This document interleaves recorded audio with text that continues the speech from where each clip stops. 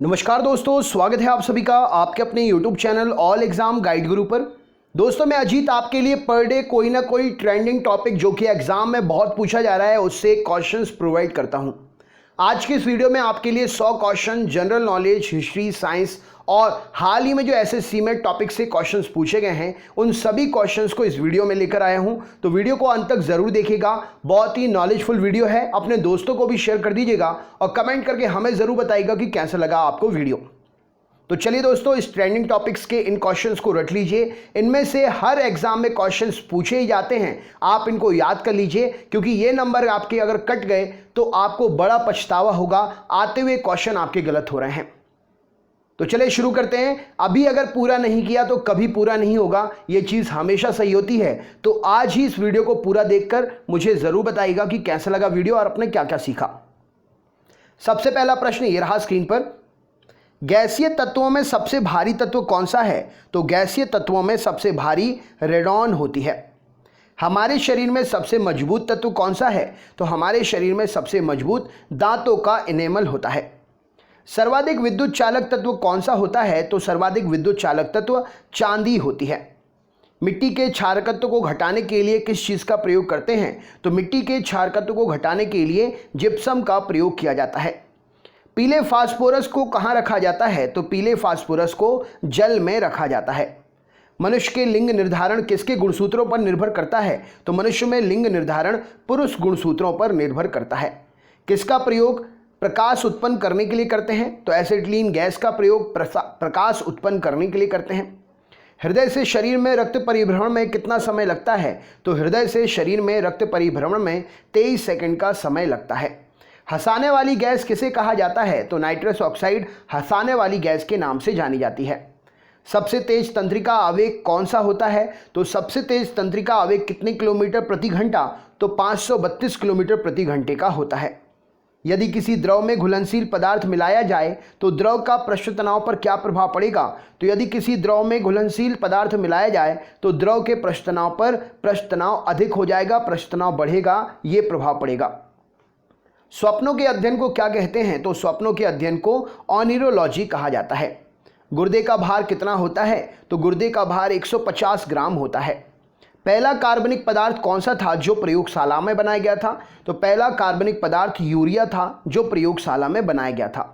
शरीर के भीतर प्रति सेकंड लगभग कितनी कोशिकाएं नष्ट होती हैं? तो शरीर के भीतर प्रति सेकंड लगभग 10 लाख कोशिकाएं नष्ट होती हैं।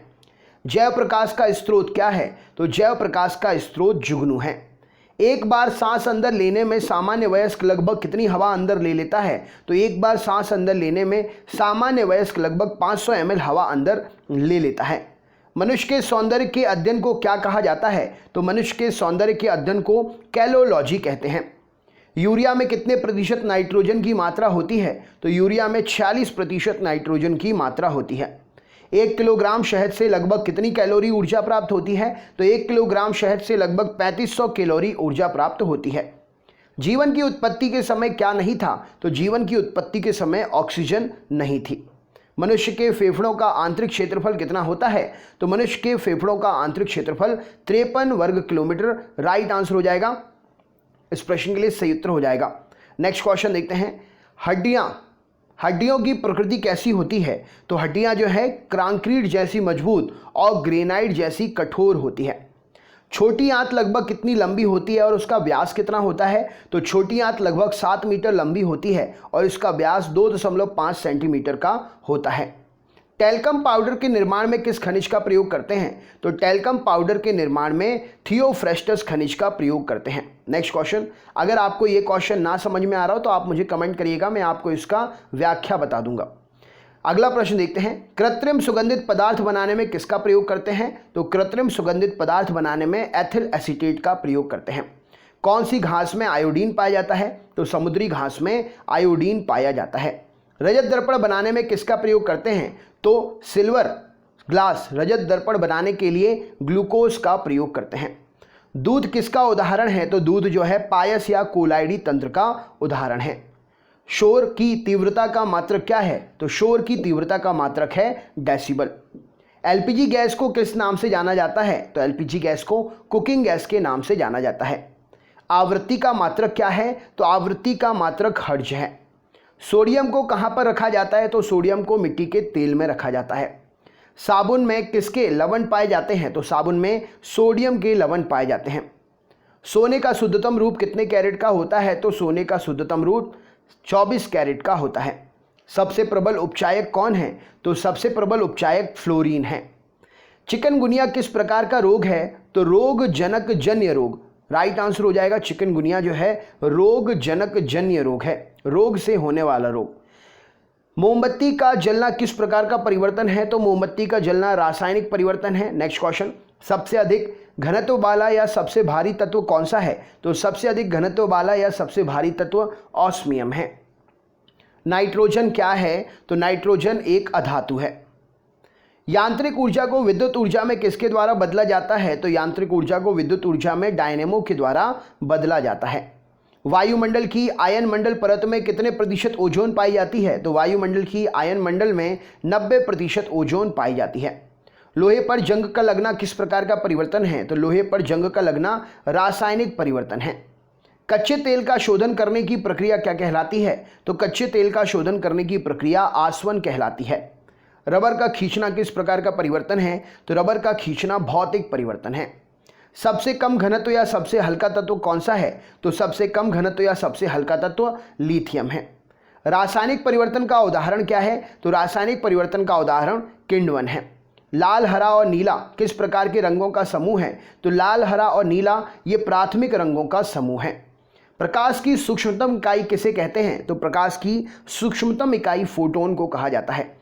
सर्वाधिक समस्थानिक किस में होते हैं? तो सर्वाधिक समस्थानिक पोलोनियम में होते हैं, जिसके समस्थानिकों की संख्या 27 होती है। कीटों को मारने के लिए किसका प्रयोग करते हैं? तो कीटों को मारने के लिए सेल्फॉस का प्रयोग करते हैं। विद्युत धारक का मात्रक क्या है? तो विद्युत धारक का मात्रक एम्पियर है। नोबेल क्या है? तो नोबल जो है धातुओं का समूह है, जिसमें सोना, चांदी और प्लेटिनम आते हैं। रक्त समूह की खोज किसने की थी? तो लैंडस्टीनर ने 1902 में रक्त समूह की खोज की थी। सर्वग्राही रक्त समूह कौन सा है? तो सर्वग्राही रक्त समूह ए बी है। यूरिन का रंग येलो क्यों होता है? तो यूरिन का रंग येलो यूरोक्रोम की उपस्थिति के कारण होता है। सभी मानसिक क्रियाएं, चेतनाएं, याददाश्त, विवेक, बुद्धि का नियंत्रण कौन करता है? तो सभी मानसिक क्रियाएं, चेतना, याददाश्त, विवेक, बुद्धि का नियंत्रण प्रमस्तिष्क या सेरिब्रम करता है। मनुष्य के शरीर में हड्डियों की कुल संख्या कितनी होती है? तो मनुष्य के शरीर में हड्डियों की कुल संख्या 206 होती है। मनुष्य की खोपड़ी में कितनी हड्डियां पाई जाती हैं? तो मनुष्य की खोपड़ी के अग्रभाग में 8 हड्डियां पाई जाती हैं। शरीर की सबसे छोटी हड्डी कौन सी है? तो स्टेपस कान की हड्डी शरीर की सबसे छोटी हड्डी कहलाती है।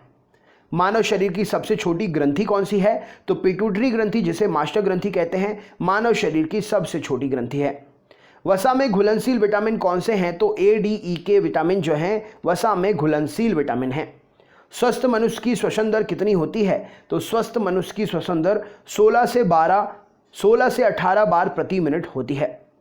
हड्डियों और दांतों को स्वस्थ रखने के लिए सहायक अकार्बनिक कौन सा पदार्थ होता है? तो हड्डियों और दांतों को स्वस्थ रखने के लिए सहायक अकार्बनिक पदार्थ फ्लोरीन होता है। आरबीसी के निर्माण में सहायक कोबाल्ट कहाँ पाया जाता है? तो आरबीसी के निर्माण में सहायक कोबाल्ट विटामिन B12 से हमें प्राप्त होता है। अस्थि और दांतों के निर्माण में सहायक क्या होता है? तो कैल्शियम और फास्फोरस अस्थि और दांतों के निर्माण में सहायक है। रक्त का थक्का नहीं बनता है, इसका कारण क्या है? तो रक्त का थक्का विटामिन K के कारण नहीं बनता है। रक्त में हीमोग्लोबिन बनाने में क्या सहायता करता है? तो रक्त में हीमोग्लोबिन बनाने में लोहा सहायता करता है। जनन क्षमता में कमी और मांसपेशियां कमजोर हो जाना है, ये किसके कारण से होता है? तो जनन क्षमता में कमी और मांसपेशियां कमजोर विटामिन ई की कमी से ये होता है। लोहे की कमी से होने वाले रोग में कौन सा रोग होता है? तो लोहे की कमी से शरीर में आयरन की कमी से एनीमिया रोग होता है। विटामिन डी का रासायनिक नाम क्या है? तो कैल्सीफेरॉल विटामिन डी का रासायनिक नाम है। आयोडीन की कमी से होने वाला रोग कौन सा है? तो घेंगा रोग आयोडीन की कमी से होने वाला रोग है। विटामिन सी का रासायनिक नाम क्या है? तो एस्कॉर्बिक एसिड विटामिन सी का रासायनिक नाम है। विटामिन ए का रासायनिक नाम क्या है? तो रेटिनॉल विटामिन ए का रासायनिक नाम है। बेरी रोग किस विटामिन की कमी से होता है? तो विटामिन बी की कमी से बेरी रोग होता है। विटामिन ए की कमी से कौन सा रोग होता है? तो रतौंधी विटामिन ए की कमी से होने वाला रोग है। विटामिन बी का रासायनिक नाम क्या है? तो थायमिन विटामिन बी का रासायनिक नाम है। विटामिन सी की कमी से कौन सा रोग होता है? तो विटामिन सी की कमी से स्कर्वी रोग होता है। रिकेट्स नामक बीमारी किसकी कमी से होती है? तो विटामिन डी की कमी से रिकेट्स नामक बीमारी होती है। विटामिन ई का रासायनिक नाम क्या है? तो टोकोफेरॉल विटामिन ई का रासायनिक नाम है। रक्त परिसंचरण तंत्र की खोज किसने की थी? तो विलियम हार्वे ने 1928 में रक्त परिसंचरण तंत्र की खोज की थी। मनुष्य के हृदय में सामान्य स्पंदन गति कितनी होती है? तो 72 बार प्रति मिनट मनुष्य के हृदय में सामान्य स्पंदन की गति होती है। मनुष्य एक दिन में श्वसन कितने बार करता है? तो एक दिन में मनुष्य 2200 बार सांस ले लेता है, लगभग। शरीर की सबसे लंबी अस्थि कौन सी होती है? तो जांघ की हड्डी फीमर शरीर की सबसे लंबी अस्थि होती है। रक्तचाप मापने वाले यंत्र को क्या कहते हैं? तो स्फिग्नोमैनोमीटर रक्तचाप मापने वाले यंत्र को कहा जाता है। शरीर की सबसे मजबूत हड्डी कौन सी होती है? तो जबड़े की हड्डी शरीर की सबसे मजबूत हड्डी होती है। मनुष्य शरीर का सामान्य रक्तदाब कितना होता है? तो 120/80 पारा Hg मनुष्य के शरीर का सामान्य रक्तदाब होता है। शरीर की सामान्य ऐच्छिक क्रियाएं, चलना, घूमना, बोलना, इन सब का नियंत्रण कौन करता है? तो सेरिबेलम या अनुमस्तिष्क इन सभी क्रियाओं का नियंत्रण करता है। एक स्वस्थ व्यक्ति के शरीर में रक्त की मात्रा कितनी होती है? तो स्वस्थ व्यक्ति के शरीर में रक्त की मात्रा 5 से 6 लीटर होती है। थायराइड ग्रंथि कहाँ पाई जाती है? तो थायराइड ग्रंथि गले में पाई जाती है। रक्त का थक्का बनाने या जमने में सहायक कौन होता है? तो रक्त का थक्का बनाने या जमाने में फाइब्रिनोजन काम करता है।